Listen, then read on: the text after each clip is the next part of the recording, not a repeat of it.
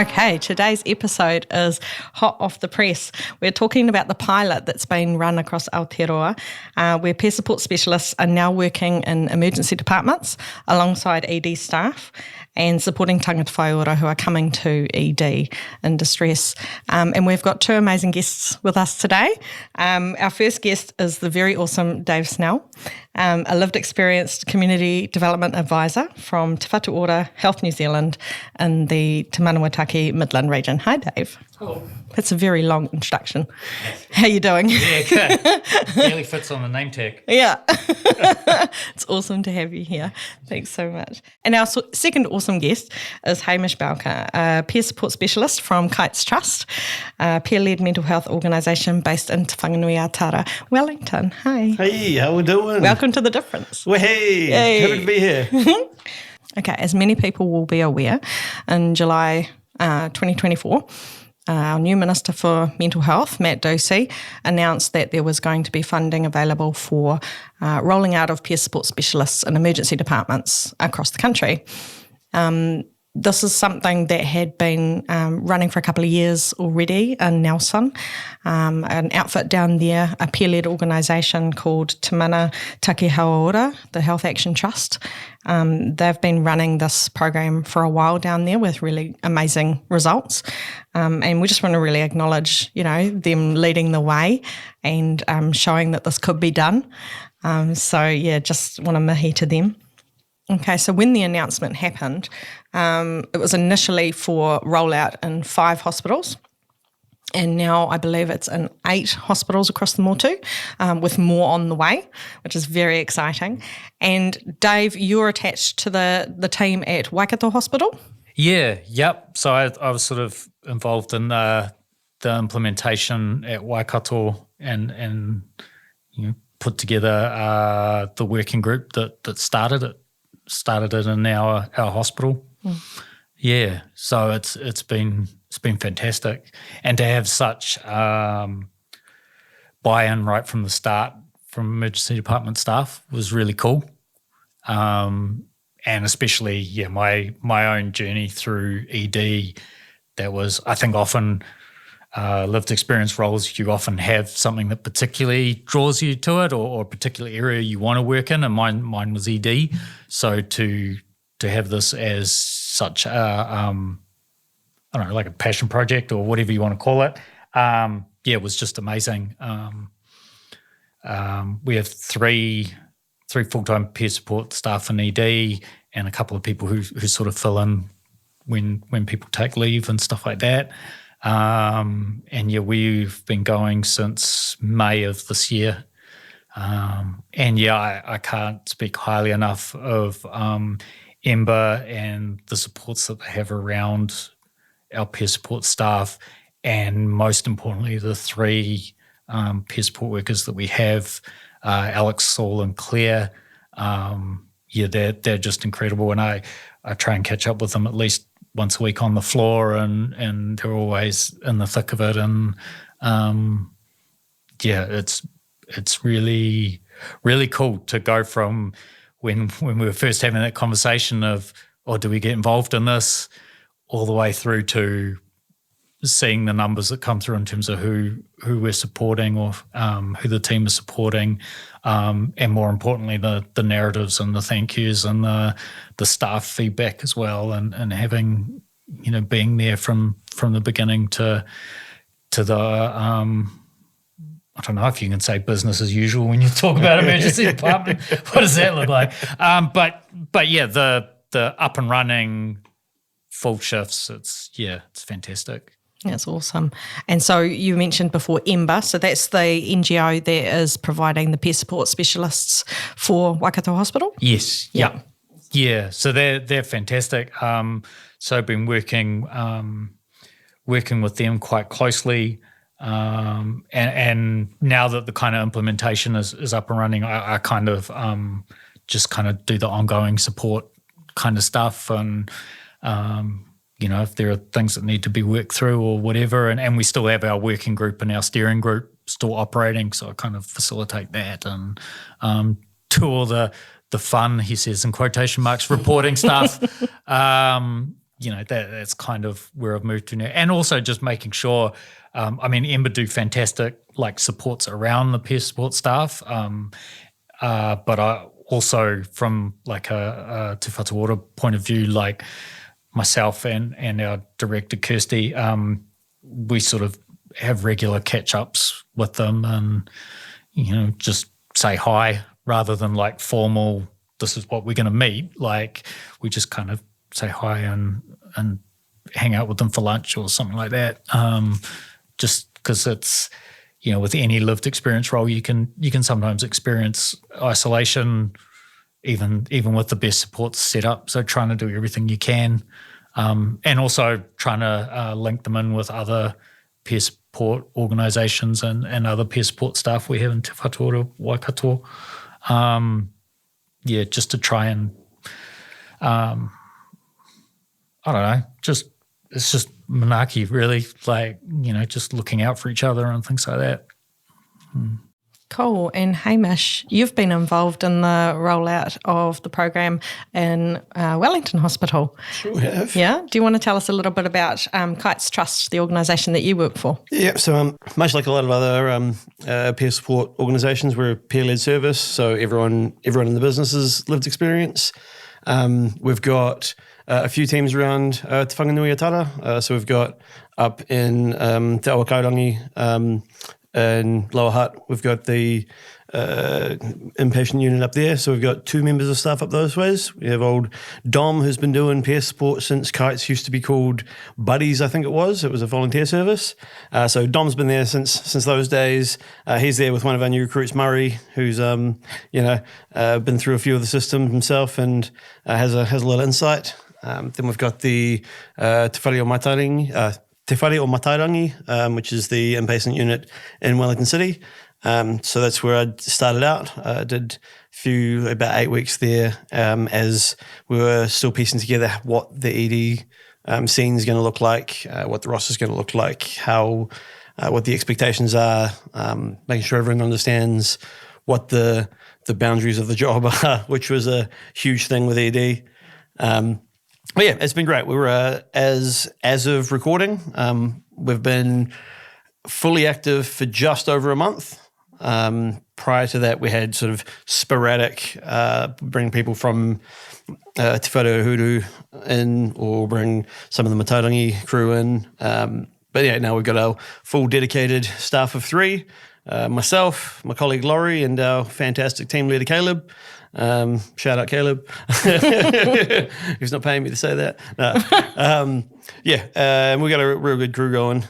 So developed our own systems on how we're gonna new methods of engaging with whaora. The ED space can be really isolating. So making sure that stay is I use the word comfortable very loosely, but we've all been in the ED space, and comfortable isn't the phrase you'd use for it.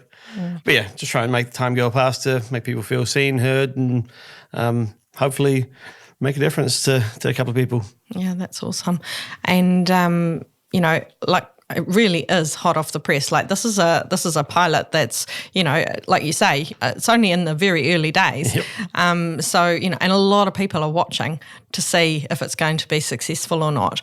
I know I felt a little bit, I'm a diehard peer support fan, but I felt a little bit of trepidation with the rollout of this because I so want it to be successful. And, ED's a really interesting space. There's been attempts to have non-ED people in ED spaces before that have found it really hard. And I just, didn't want it to be set up to fail. And then people, decision makers, whatever, say, oh, well, look, we tried and it doesn't work. And that's why I guess I wanted to just point to, this has been going for a couple of years successfully in Nelson, and they've in Whakatū Nelson, and they have shown that it can work and it does have great outcomes. So it's really exciting, but there's a lot of pressure on and a lot of eyes watching to see that it's being done well and that it's got a place in our emergency departments. With that as well. In Wellington, we've got a fantastic setup in that, as far as I'm aware, the orderlies in Wellington all have their security certificate. So the security is the orderlies. So that way we don't have a third-party company coming in and their one job is just, oh, you're a troublemaker, get out. The orderlies have regular interaction with us as peer support workers, a regular interaction with Whatu Ora. So there's a bit more of a genuine, holistic approach to it instead of just, oh, you're causing an inconvenience, get out. It's a little bit more, hey man, what's going on? Cool, we need you to chill out a little bit. It's a lot more, it makes our job a lot easier because we're not trying to race security to get to the problem first and de-escalate. The orderly staff do a phenomenal job in Wellington. That's amazing. Yeah. And I think that really speaks to like how the different sites have been successful is that relationship building. And I think that's something that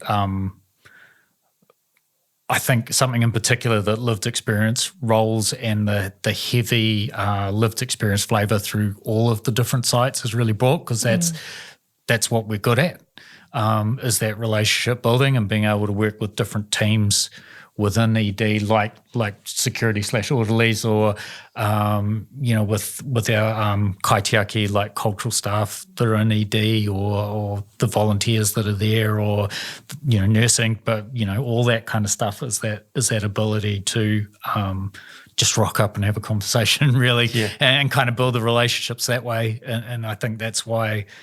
From what I've heard, all 5 of the sites, and I'm sure the other 3 as well, like I think that's really one of the benefits of drawing upon lived experience in the design and the implementation and that kind of heavy flavour of it right the way through, as it's really helped that relationship building and those connections, because that's kind of our bread and butter, really.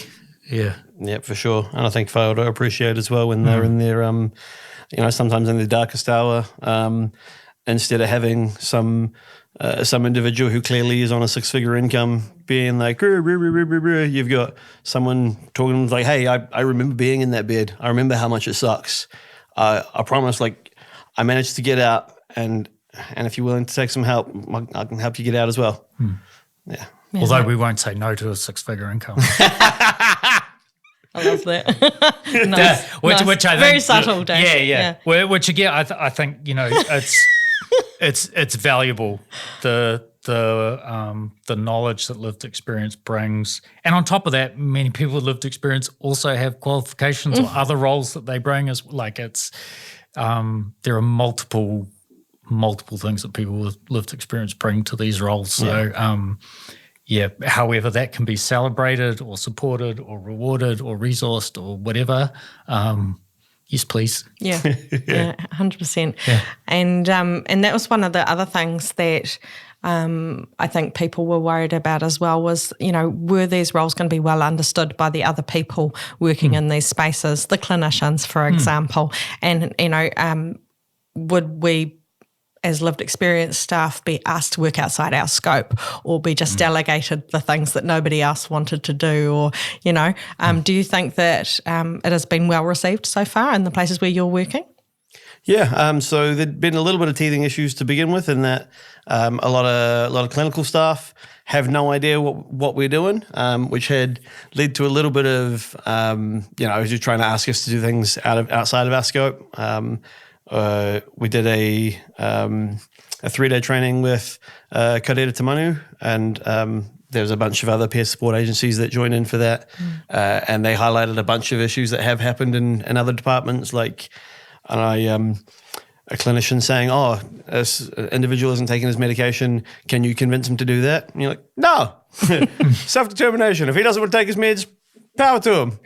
I'm not going to convince him otherwise, but also having the freedom to say, hey, look, you can absolutely decline to take your meds. Here's why I take my meds. Yeah. If you vibe with that, you can do that. So like that's within scope. But when you have a clinician saying, oh, hey, can you just take over this watch real quick?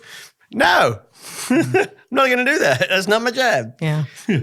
I think for us it was more just the not fully understanding what peer support is we were a bit quiet to start off with, rather than being asked to do outside. It was trying to find a way to referrals or to work together or stuff like that. And Karere did some fantastic training. It was really cool, but just needing to keep that message going.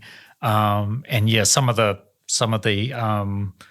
little teething things that we had were just people not really knowing what that looks like on the floor.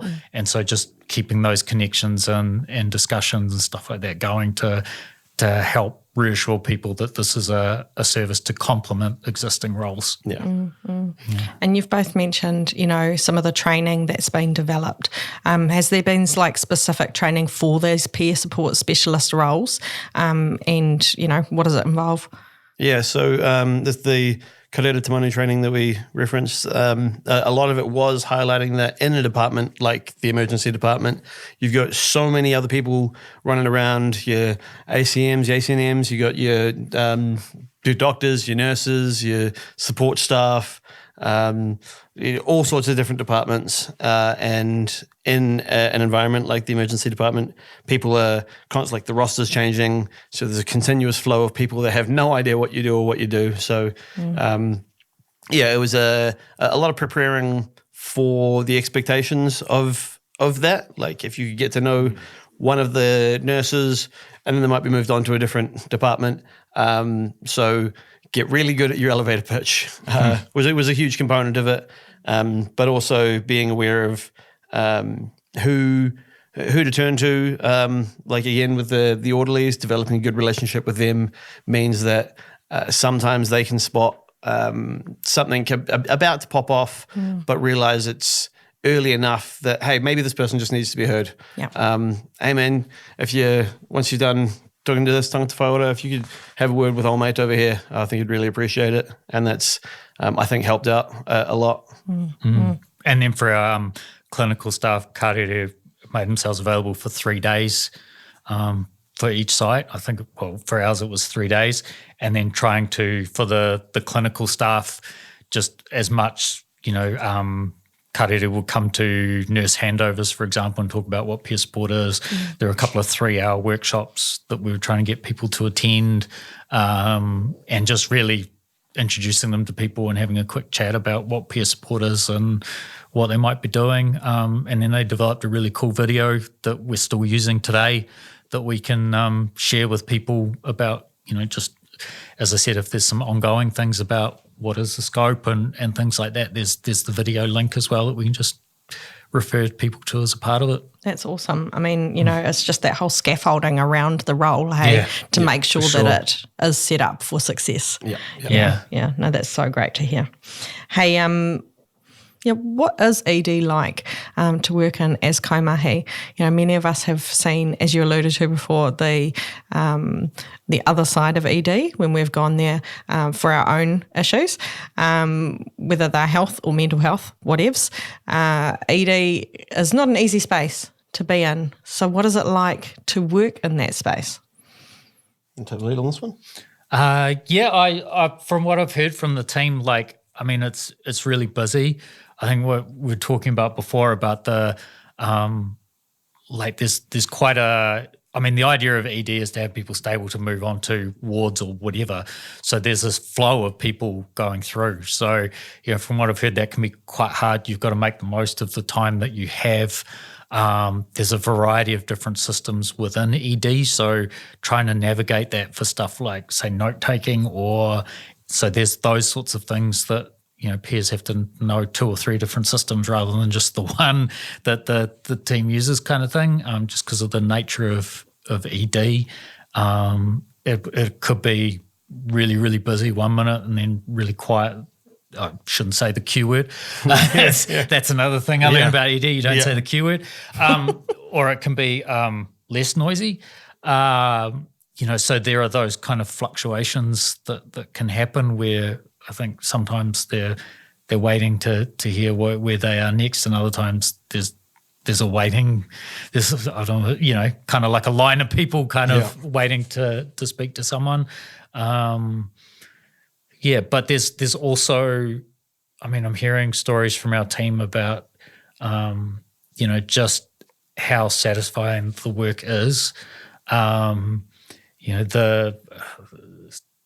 Hearing this is the job they've always wanted, family asking them, how many people did you save today, like that kind of stuff, and having some really cool feedback that I've passed on from the staff that have requested peer support to support them, and then seeing the outcomes, and then staff emailing us and saying how the Whatu wouldn't have had the outcomes that they had. Even though ED do their best and they do an amazing job, but just adding that extra lived experience to complement that means even better outcomes for the people that come to ED. Yeah. And after spending time in the acute wards, where every single tangata whaora there is there for mental health reasons, in the emergency department, someone could be in because they broke their wrist or whatever. So when we come in, we've got a system that says the name of every patient in the emergency department and what they're presenting with, which doesn't necessarily mean if someone, say, has a mental health flag, they're a first priority, but someone could have, a history of mental health issues and have sprained their ankle. And the system will just say, in for a sprained ankle. So there's a level of engaging broadly to filter out some people that we may have missed because it wasn't immediately flagged on the system. So yeah, sometimes one of the bigger challenges is finding who we're after, and in addition, then in the acute wards, people you are there for a decent chunk of time, so you can build that rapport with them, you can build a relationship with them. But in the ED, sometimes you're limited to, I have to build a relationship with you in about 4 hours. So that changes your strategies. So thankfully, my team's developed a couple of methods around it. But we're, as my line managers say, a lot of growing edges. And I particularly like what you said about the difficulty of finding people on the presentations and stuff like that, because that's something we've found as well. Take my lived experience, for example. I have Crohn's disease. That's why I'm often in ED, or at least used to be. But all my trauma is tied up in surgery and being in ED. And so all that gets triggered when I'm in ED, which, not a smart man, I'm afraid of hospitals, but I work in a hospital. But, there's all that stuff too, that people can be there, people with mental health issues, like you said, they break their legs or they can have, and especially as we see people with more multiple issues going on for people at one time, the more valuable I think peer support becomes, particularly in that ED space where, there can be multiple things going on for people.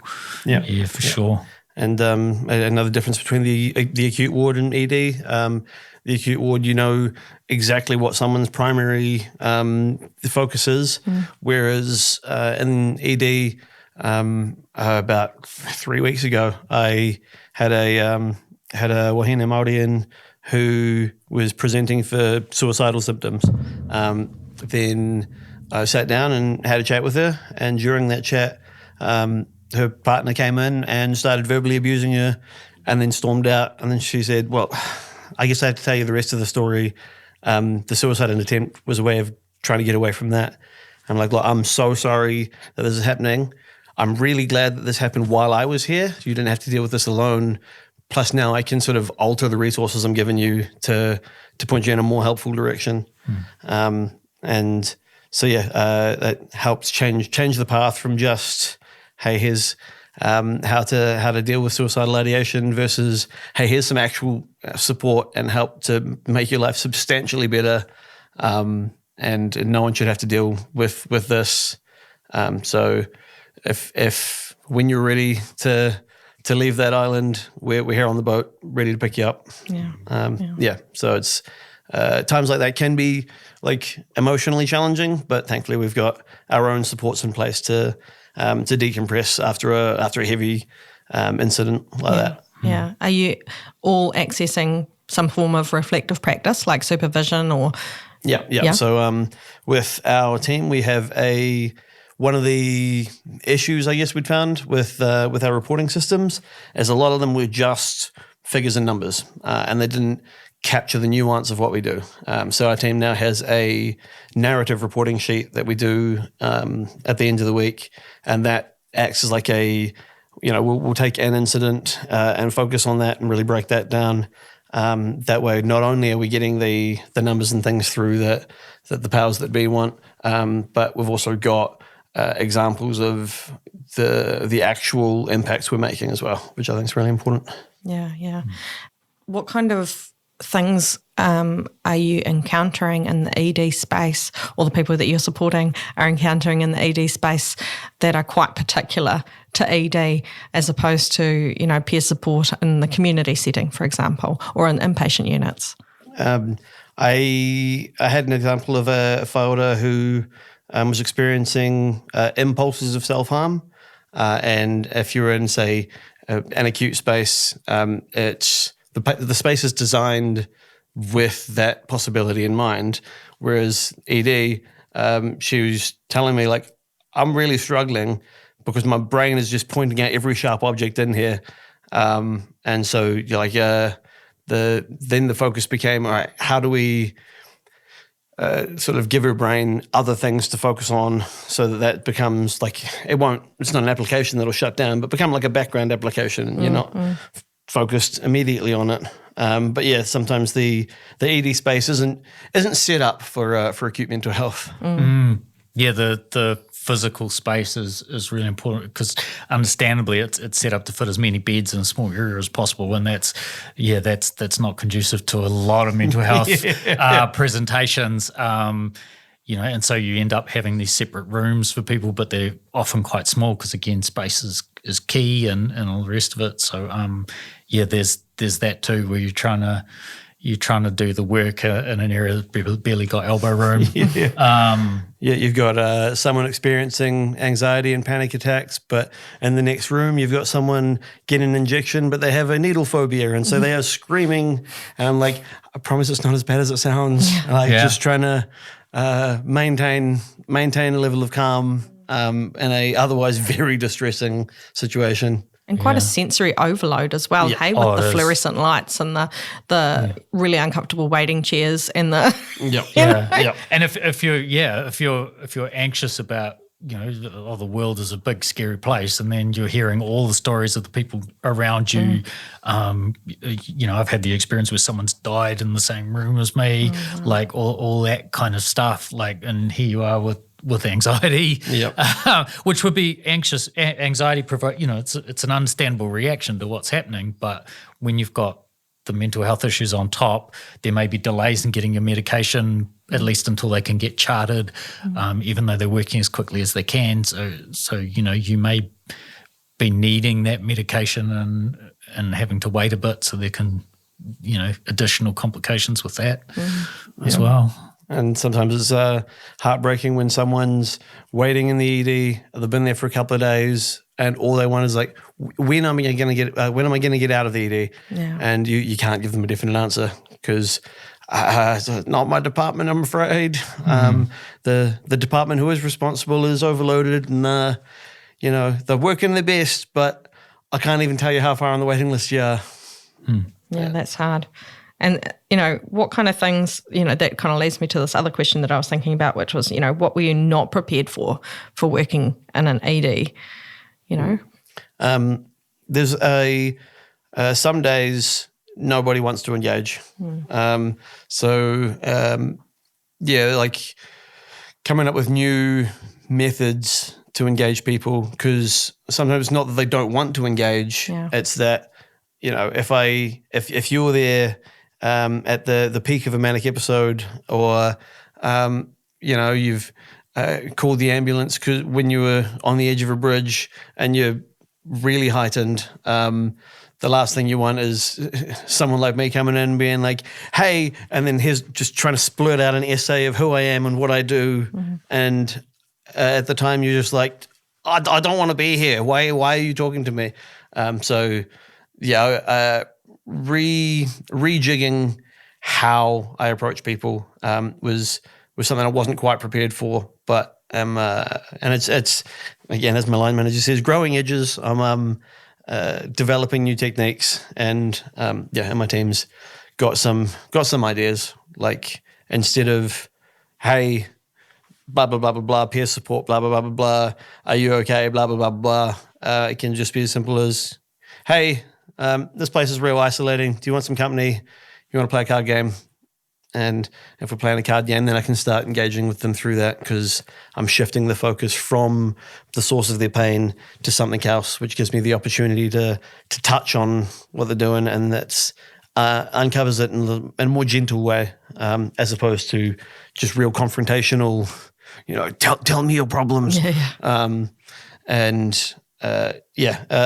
Sometimes you do that. You start touching on people, and they're an open book, and oh, actually, here you go. Oh, well, this was easy. Awesome. You made that good for me. And then some other people are really reluctant, and then some people just don't want to engage at all, and that's fine. Again, I'll come back in an hour and see if you change your mind, but Yeah, I guess it's quite different, because an ED people might not be, necessarily wanting peer support. They might not even know what it is. Whereas if you're in an inpatient space or you're out in the community, oftentimes you're seeking out the peer support that is on offer in that space.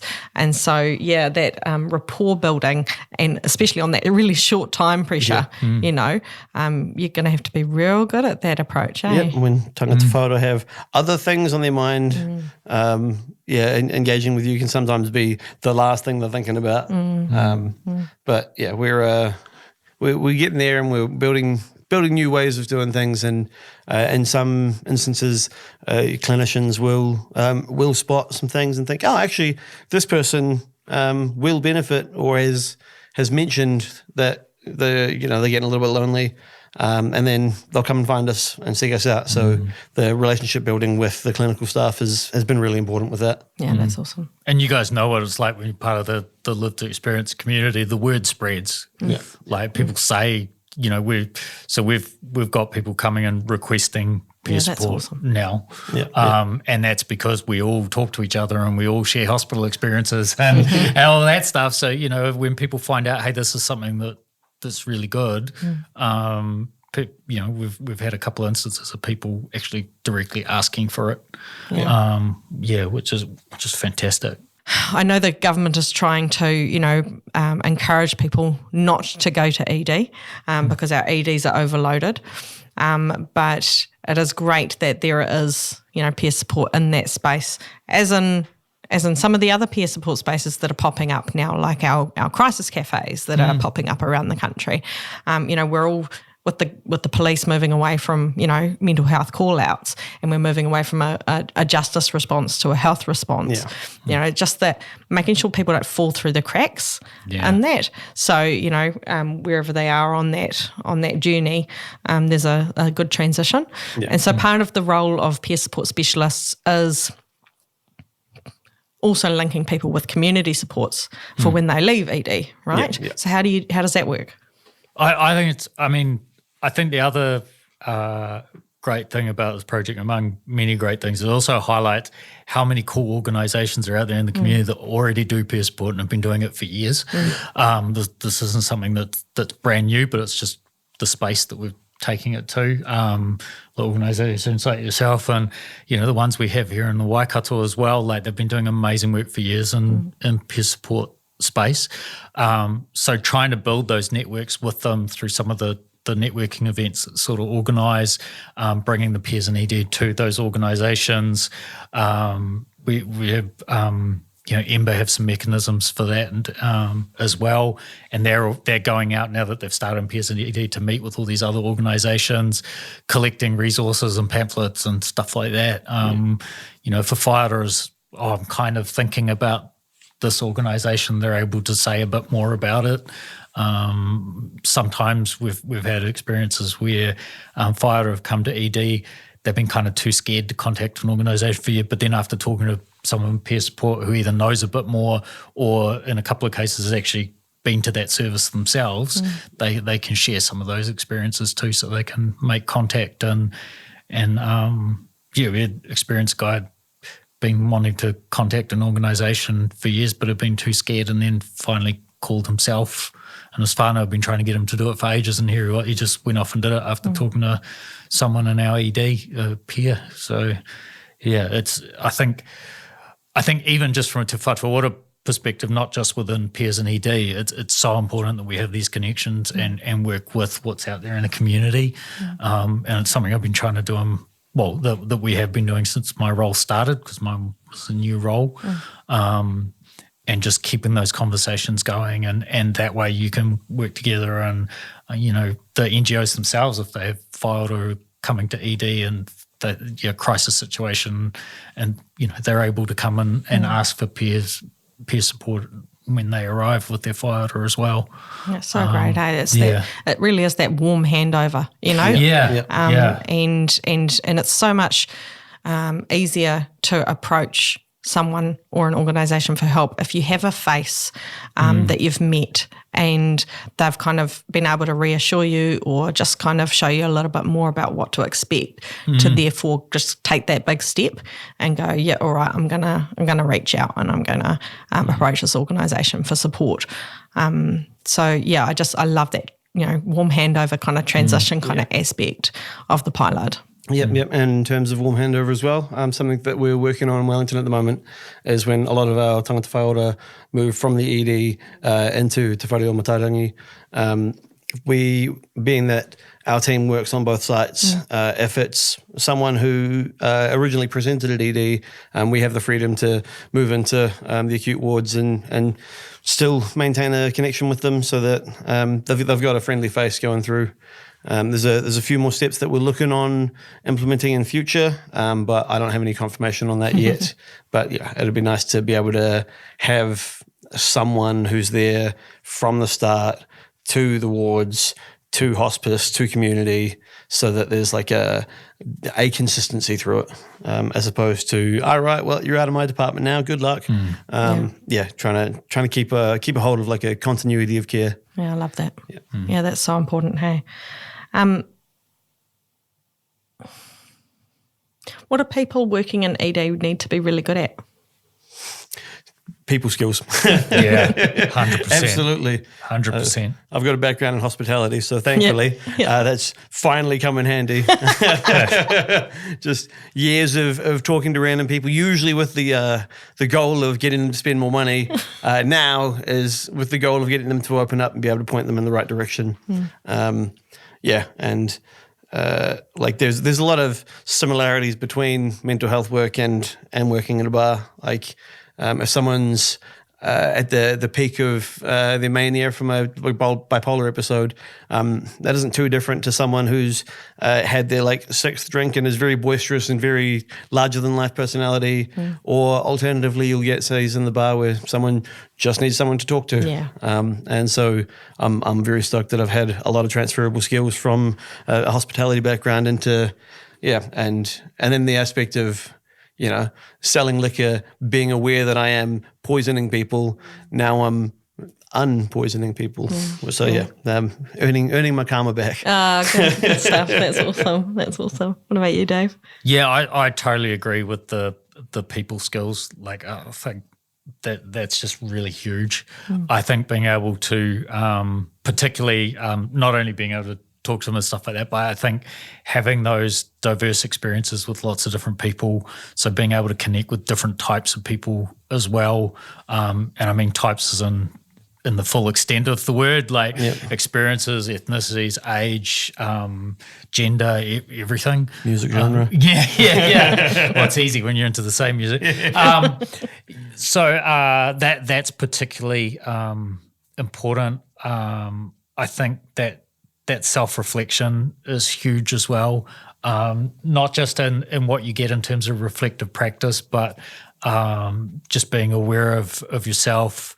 You don't always have to be confident about who you are because sometimes that can be an issue for people with mental health experiences, but just being able to self-reflect, to think about what's going on for you, being aware of your surroundings, that kind of stuff is quite useful. Being able to recognize, hey, maybe I'm not the right person to, like as a man, depending on what the experience of the person, if it comes out that, maybe I'm not the best person to talk to, maybe I need to go get another peer support worker or something like all that kind of awareness of who you are and your place in the world and how different people might react to you through no fault of your own, just who you are, and historical things going on.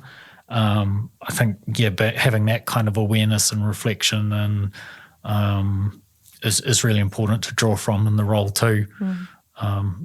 And also being able to, if someone tells you to F off, not taking it personally and just being able to manage that too, which I think is people skills and also that self-reflection. You might have someone ask, I've had this experience with, are you a doctor? I'm like, no. And they said, well, F off then. Just being like, oh, okay. Yeah, no, fair enough. Okay. Just being able to I don't want to say manage those situations, but just be able to move through those situations. Yeah, almost like knowing how to play the crowd. If it's not, this is my crowd, sweet as, I'll go backstage and find a band that is. If only it worked like that at festivals. Eh? Yeah.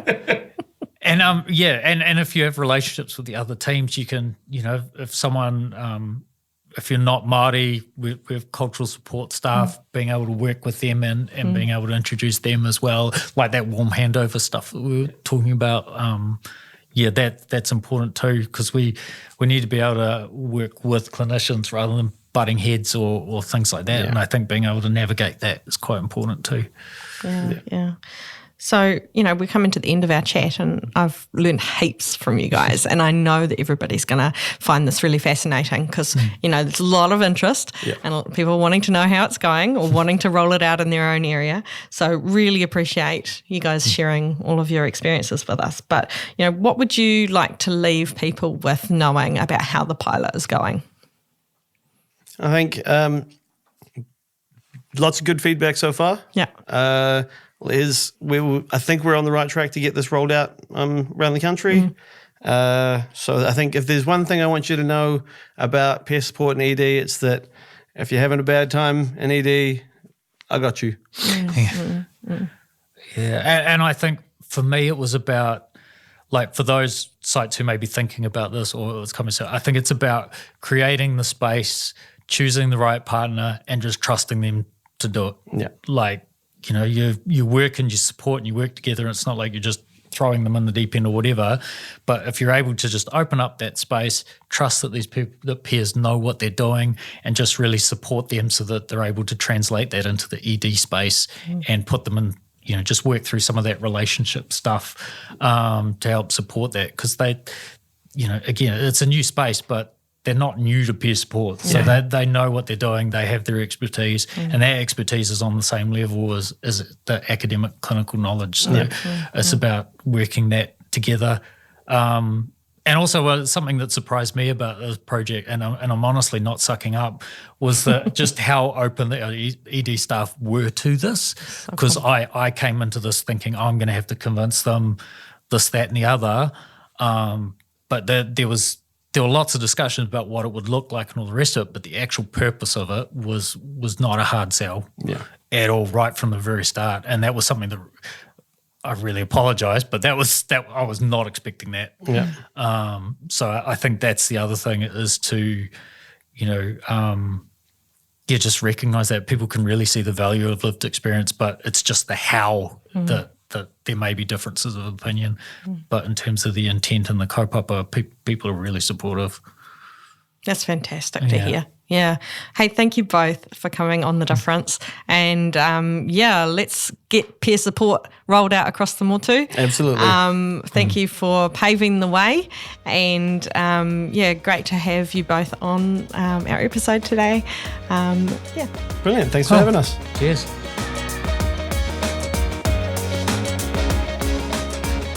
Thanks for listening to The Difference.